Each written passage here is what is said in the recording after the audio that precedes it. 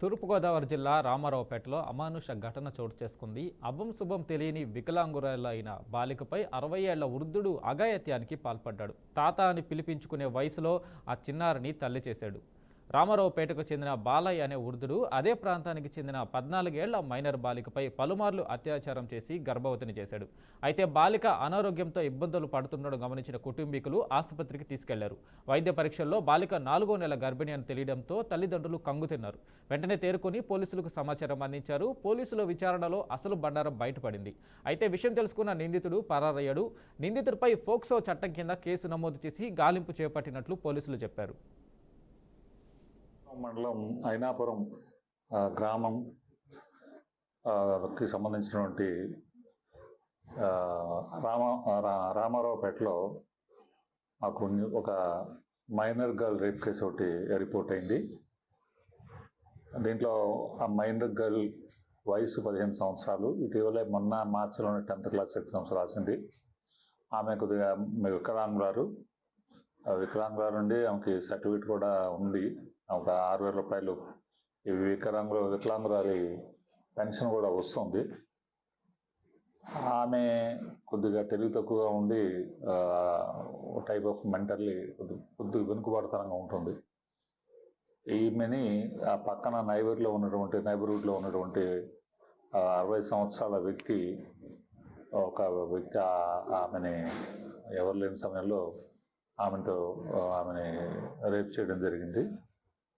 ఇలా కొన్నిసార్లు సమయం చేయడం జరిగింది. కనీసం ఒక 5 సార్లు చేసినట్టుగా ఆమె చెప్తుంది. ఈ వ్యక్తి ఇంట్లోనూ తన ఇంటి వెనకాల ఉన్నటువంటి కొబ్బరి తోటను చేశాడని చెప్పింది. దాని మీద నిన్న రాత్రి ముమ్మడవరం పోలీస్ స్టేషన్లో POCSO act rape case POCSO act case FIR వేయటం జరిగింది. సో దాని మీద మేము నేనే దర్యాప్తు అధికారిని కాబట్టి నేను దర్యాప్తు చేస్తున్నాను. ముద్దాయిని ఇంకా అరెస్ట్ చేయవలసి ఉంది. ముద్దాయి పేరు ముదే చిన్న బాలయోగి ఎలియాస్ బాలయ్య అంటారు, చిన్న బాలయ్య అంటారు. 60 సంవత్సరాల వయసు, సేమ్ క్యాస్ట్, ఇద్దరు కూడా క్యాస్ట్ బై సినిమాలే. సో ముద్దాయిని ఇంకా అరెస్ట్ చేయవలసి ఉంది. దర్యాప్తు కోసం ఈరోజు న్యాయస్థానానికి వెళ్ళాము. అక్కడ ఉన్న సాక్షుల్ని విచారించాము. త్వరలో ముద్దాయిల్ని అరెస్ట్ చేస్తాం.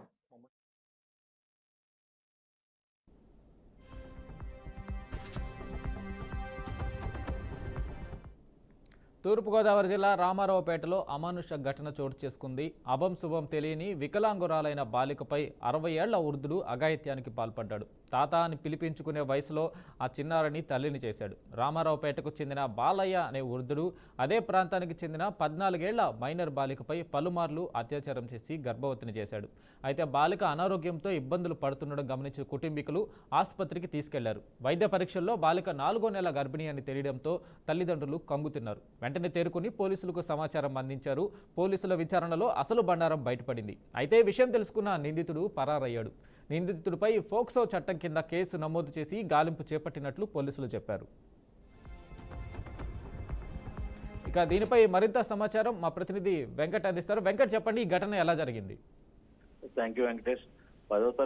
ఇటీవల 10వ తరగతి పరీక్షలు రాసిన ఒక మైనర్ బాలికను అదే గ్రామానికి చెందిన మంగళూరు మండలం అయినాపురానికి గ్రామానికి చెందిన వృద్ధుడు గత కొంతకాలంగా అత్యాచారం చేస్తూ వచ్చాడు. ఈ నేపథ్యంలో ఆమె 4 నెలల గర్భవతి కావడం, కుటుంబ సభ్యులు ఆమెకి హెల్త్ బాగోపోవడంతో కాకినాడలోని ప్రభుత్వ ఆసుపత్రికి తరలించి వైద్య పరీక్షలు చేయించారు. ఈ నేపథ్యంలో వైద్యులు ఆమె గర్భవతిని నిర్ధారించి పోలీసులకు సమాచారం ఇవ్వడంతో పోలీసులు రంగప్రవేశం చేశారు.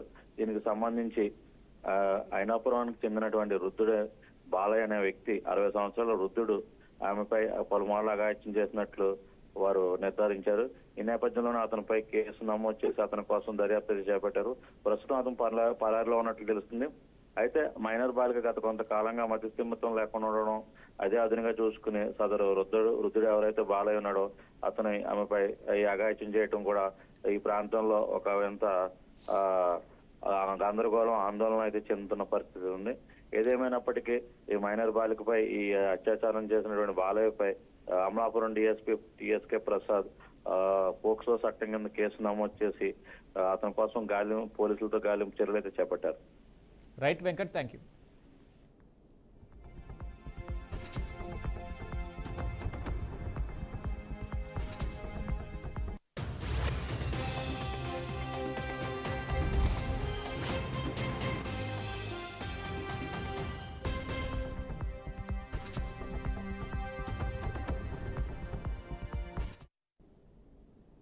ప్రకాశం జిల్లా పలుగుంటపల్లి గ్రామ పొగాకు రైతులు ఆవేదన వ్యక్తం చేస్తున్నారు. పొగాకు కొనుగోలు చేసే నాదుడే లేక తీవ్రంగా నష్టపోతున్నామని కన్నీరు మున్నీరవుతున్నారు.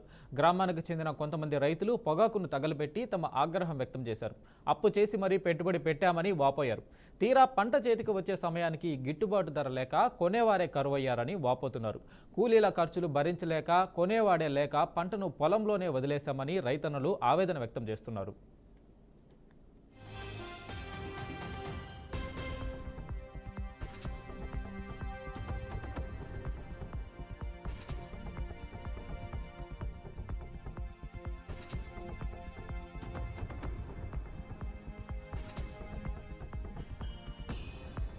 మిస్ వరల్డ్ పోటీలు అంటే కేవలం క్రీడ కాదని ఎక్సైజ్ శాఖ మంత్రి జూపల్లి కృష్ణారావు అన్నారు. మిస్ వరల్డ్ పోటీలతో తెలంగాణ టూరిజం అభివృద్ధి చెందుతుందని తెలిపారు. తెలంగాణ సంస్కృతి, సాంప్రదాయాలు, చారిత్రక, ఆధ్యాత్మిక ప్రదేశాలను గత 4 రోజులుగా ప్రపంచ అందగత్తులు తిలకించారన్నారు.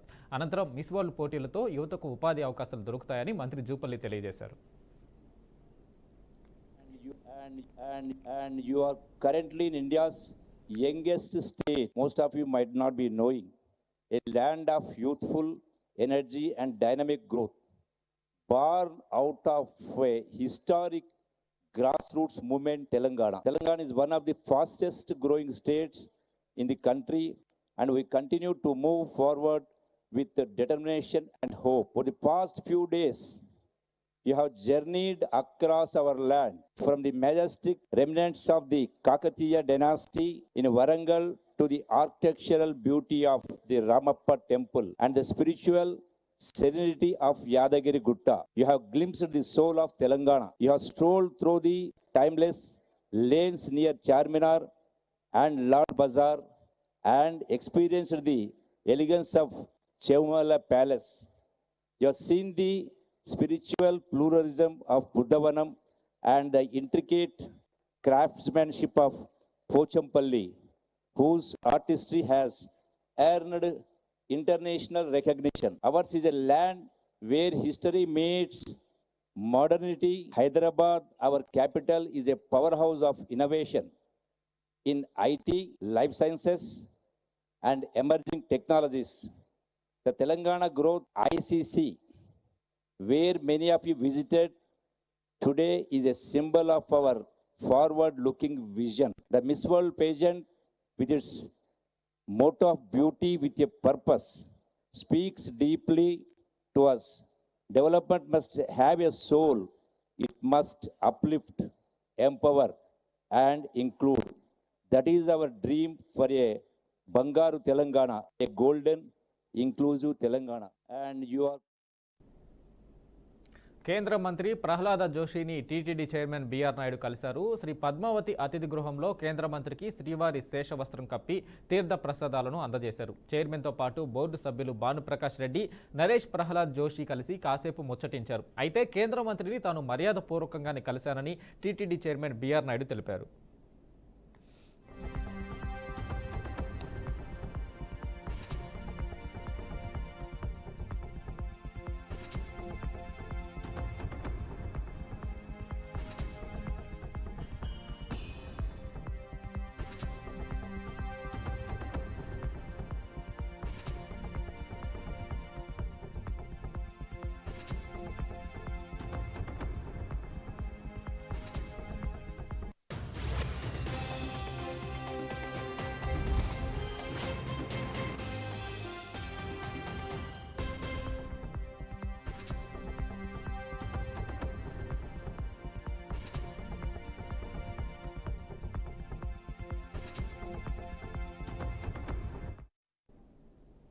కర్నూలు జిల్లా అదోనిలో ఆపరేషన్ సింధూర్కి సంఘీభావంగా భారీ ర్యాలీ నిర్వహించారు. ఇందులో భాగంగా మరణించిన వీర జవాన్ మురళీనాయక్ కుటుంబానికి మాజీ ఎమ్మెల్యే సాయి ప్రసాద్ రెడ్డి ₹1,00,000 సహాయం అందించారు.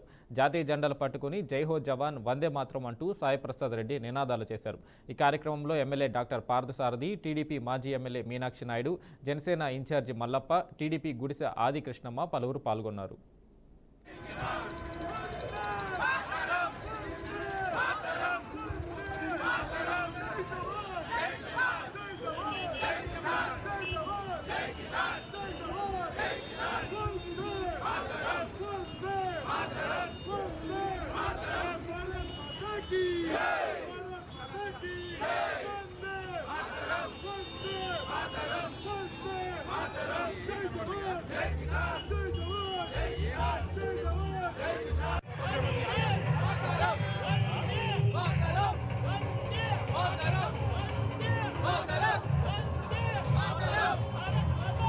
చాలా మంది ఇజ్రాయెల్ కూడా సపోర్ట్ చేసింది. ఏ రకంగా కూడా భారతదేశం మంచి పని చేస్తూ ఉంది.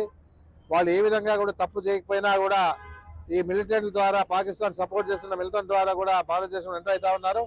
అక్కడ ఉన్న వారిని నరమేధం చేస్తా ఉన్న ఉద్దేశంతోనే ఈరోజు అన్ని విధాలుగా మనం యాక్షన్ తీసుకురాం కాబట్టి మనకు గౌరవం మిగిలిందని చెప్పేసి కూడా నేను చెప్పడం జరుగుతూ ఉంది. అందుకు అనుగుణంగానే ఈరోజు మనం ఈ అందరూ పార్టీలకు అతీతంగా మనము ఆందోళనలో కూడా అందరు కలిసే ఈరోజు వాళ్ళకి మన విజయాన్ని తెలియజేసేదానికి కూడా ఈరోజు చేయడం జరిగిందని చెప్పేసి కూడా నేను తెలియజేస్తా ఉన్నాను. ఎట్టి పరిస్థితుల్లో మన సైనికులందరికీ కూడా నేను ఒకటే ప్రత్యేకంగా ధన్యవాదాలు తెలియజేస్తా ఉన్నాను. ఎందుకంటే మన రాయలసీమలోనే మన హిందూపురం మన జిల్లాలో మన మురళి నాయకర్ చనిపోవడం బాధాకరంగా ఉంది. ఏదున్నా కూడా అలాంటి వాళ్ళకి అందరూ కూడా ఆర్థికంగా సాయం అందించే విధంగా ఉండాలా. జగన్మోహన్ రెడ్డి గారు కూడా పరామర్శించినాడు, 20 లక్షలు ఆర్థికంగా సాయం చేసినాడు. ఆ రకంగా ఈరోజు అందరూ కూడా నా వంతు కూడా మురళి ఆ కుటుంబానికి 1 లక్ష రూపాయలు విరాళం చెప్పేసి కూడా చెప్పడం జరుగుతా ఉంది. ఖచ్చితంగా ఆ కుటుంబాన్ని కలుస్తాం. ఆ కుటుంబానికి ఈ చెక్కును కూడా 1 లక్ష రూపాయల చెక్కును అందిస్తా అని చెప్పేసి కూడా నేను తెలియజేస్తాను. చాలా మంది ఎన్టీఆర్ జిల్లా ఇబ్రహీంపట్నంలో అంతర్జాతీయ మ్యూజియం దినోత్సవ వేడుకలు ఘనంగా నిర్వహించారు. ఈ కార్యక్రమానికి ముఖ్య అతిథిగా కలెక్టర్ లక్ష్మీశ హాజరయ్యారు. కార్యక్రమంలో భాగంగా పలు అసోసియేషన్ల ప్రతినిధులతో కలిసి కొండపల్లి కోటలోని మ్యూజియం సందర్శించారు. సంస్కృతి, చారిత్రక పరిరక్షణలో మ్యూజియాల పాత్ర విశిష్టమైనదని కలెక్టర్ లక్ష్మీశ అన్నారు. మ్యూజియాలు కేవలం జ్ఞాపకాల గదులు మాత్రమే కాదని అవి మన నాగరికతకు దర్పణాలని తెలిపారు.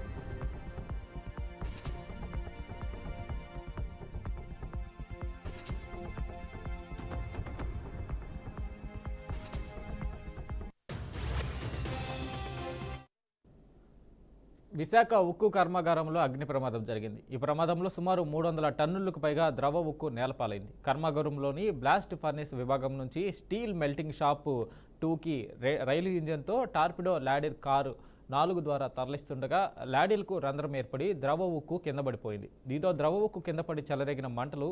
అయితే ఈ ప్రమాదంలో ఎవరికీ గాయాలు కాలేదు. ట్రాక్ స్వల్పంగా దెబ్బతినడంతో పునరుద్ధరిస్తున్నారు.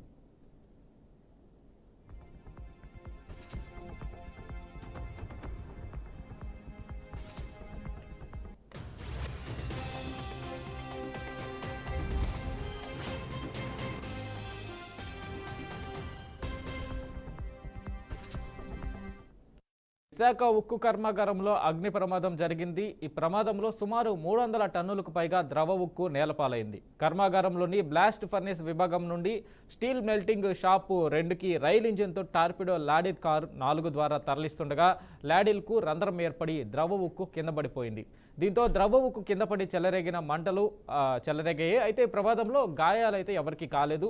ట్రాక్ స్వల్పంగా దెబ్బతినడంతో పునరుద్ధరిస్తున్నారు. ఇక దీనిపై మరింత సమాచారం మా ప్రతినిధి నాయుడు అందిస్తారు. నాయుడు, చెప్పండి, ఈ ఘటన ఎలా జరిగింది?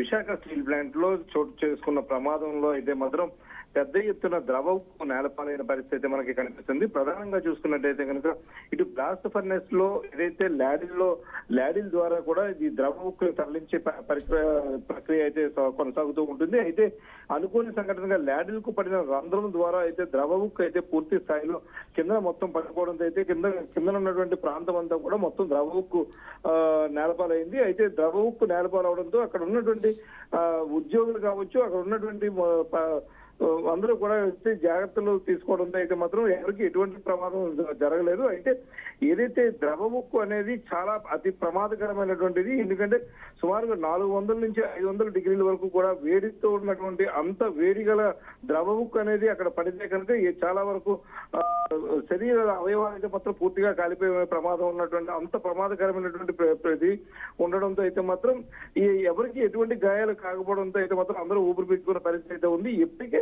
విశాఖ స్టీల్ ప్లాంట్ ను ప్రైవేటైజ్ చేస్తామంటూ వస్తున్న వార్తల నేపథ్యంలో ఇటువంటి సంఘటనలు కంటిన్యూగా ఇలాంటివి జరిగినట్టయితే కనుక రానున్న రోజుల్లో దీని పరిస్థితి ఏంటి అన్నది అయితే మాత్రం ఒక ఆందోళనకరంగా ఉన్న పరిస్థితి కనిపిస్తుంది. ఎందుకు అసలు ల్యాడిల్కు అందరం పడి ఆ ద్రవకు ఎందుకు నేలపాలైందన్న దానిపై అయితే మాత్రం దానిపై పూర్తిగా విచారణ చేపడతా ఉంటే కూడా అధికారులు ఇప్పటికే చెబుతున్న పరిస్థితి అయితే ఉంది. ద్రవకు నేలపాలవడానికి దానికి ల్యాడిల్కి ఎందుకు అన్నది అందరం పడింది. ఇలాంటివి సంఘటనలు గతంలో కూడా జరిగి ఉన్నాయి. అయితే దానిపై కూడా ఎన్నో జాగ్రత్తలు తీసుకున్నప్పటికీ కూడా ఇవి కొనసాగుతూ ఉండడం పట్ల అయితే మాత్రం ఈ ఉక్కు ఉద్యోగుల్లో అయితే మాత్రం ఆందోళనకరంగా ఉన్న పరిస్థితి అయితే ఉంది. అయితే దీనికి సంబంధించి పూర్తి స్థాయి విచారణ చేపడతామంటూ కూడా అధికారులు ఇప్పటికే చెప్తున్న పరిస్థితి అయితే ఉంది. అక్కడ సాధారణ పరిస్థితులు రావడానికి మరికొంత సమయం పట్టే అవకాశం కనిపిస్తుంది. అయితే అక్కడ ద్రవ ఉక్కు నేలపాలు కావడంతో అక్కడ డ్యామేజ్ అయిన మొత్తం దీన్ని కూడా మొత్తం పూర్తి స్థాయిలో రెడీ చేస్తామంటూ కూడా అధికారులు అయితే చెప్తున్న పరిస్థితి అయితే ఉంది. అయితే మరికొన్ని గంటల తర్వాత దాన్ని మొత్తం రెడీ చేసి మరికొన్ని రోజుల్లో దీన్ని మళ్ళీ పూర్తి స్థాయిలో సామాన్య స్థితికి తీసుకొస్తామంటూ కూడా చెప్తున్న పరిస్థితి మనకి కనిపిస్తూ ఉంది. Right Naidu, thank you.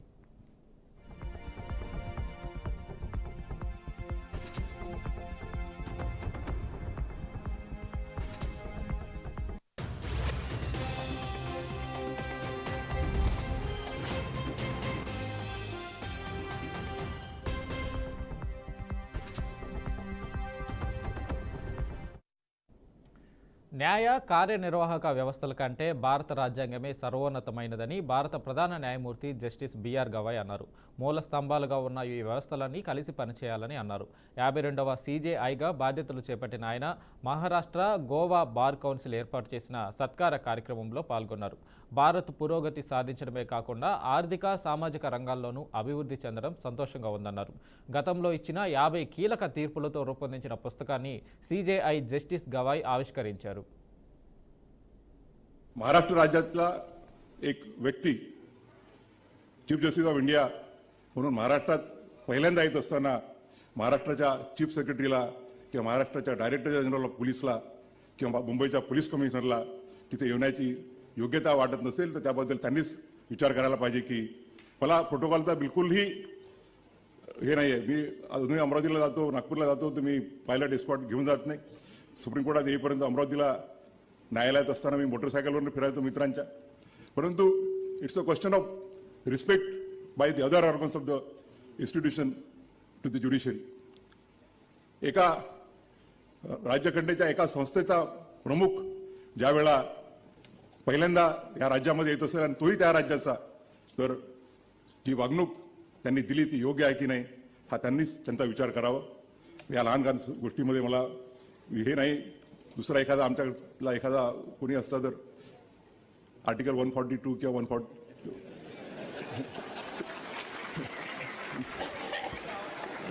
लहान लहान गोष्टी आहेत, पण तुम्ही उल्लेख यासाठी केला की लोकांना कळलं पाहिजे.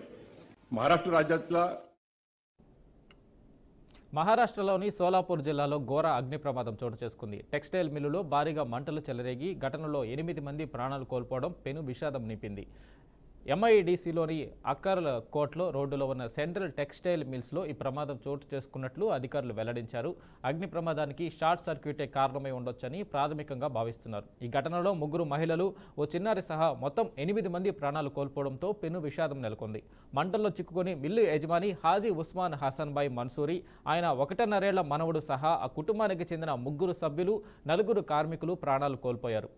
భారీగా మంటలు ఎగిసిపడడంతో వాటిని అదుపు చేసేందుకు దాదాపు 5-6 గంటల సమయం పట్టిందని అధికారులు వెల్లడించారు.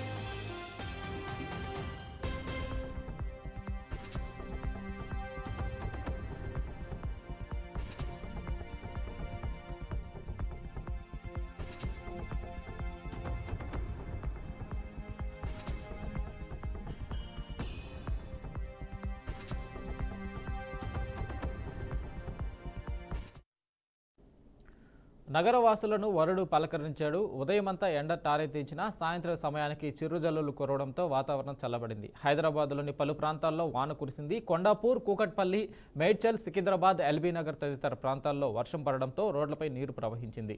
వాహనాల రాకపోకలకు అంతరాయం ఏర్పడడంతో ప్రయాణికులు ఇబ్బంది పడ్డారు.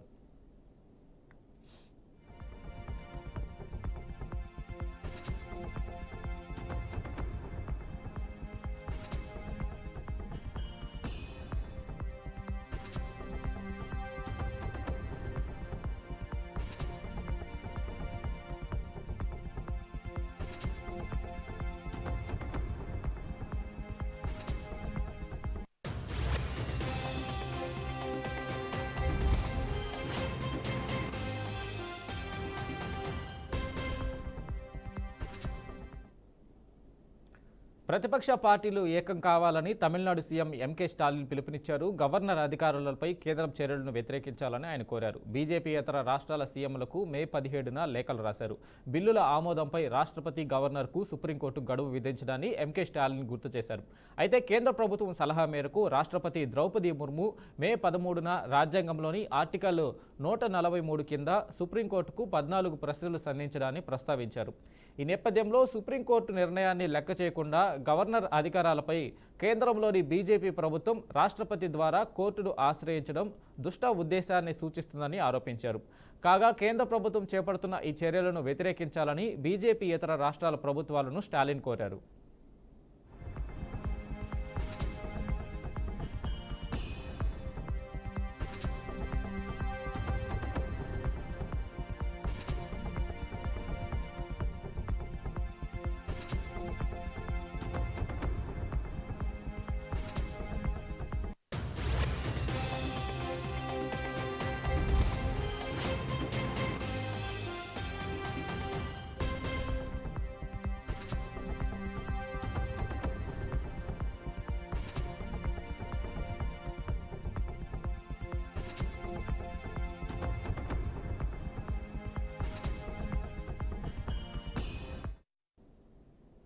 టీమిండియా ప్లేయర్ కేఎల్ రాహుల్ అరుదైన ఘనత సాధించారు. టీ20 ఫార్మాట్లో వేగంగా 8,000 పరుగులు పూర్తి చేసిన భారత ఆటగాడిగా కేఎల్ రాహుల్ రికార్డు క్రియేట్ చేశాడు. ఇప్పటి వరకు విరాట్ కోహ్లీ పేరు మీద ఉన్న ఈ రికార్డును కేఎల్ రాహుల్ బ్రేక్ చేశాడు. ఆదివారం ఐపీఎల్లో 2025లో భాగంగా గుజరాత్తో జరిగిన మ్యాచ్లో రాహుల్ ఈ ఫీట్ను అందుకున్నాడు. ఐపీఎల్లో ఈ ఘనత సాధించిన 6వ భారత ఆటగాడిగా రాహుల్ నిలిచాడు. రాహుల్ కంటే ముందు రోహిత్ శర్మ, ఎంఎస్ ధోని, విరాట్ కోహ్లీ, సురేష్ రైనా, యువరాజ్ సింగ్ ఈ రికార్డు సాధించారు. అయితే 8,000 పరుగులు చేయడానికి విరాట్ కోహ్లీ 243 ఇన్నింగ్స్ ఆడగా రాహుల్ కేవలం 224 ఇన్నింగ్స్లోనే సాధించాడు.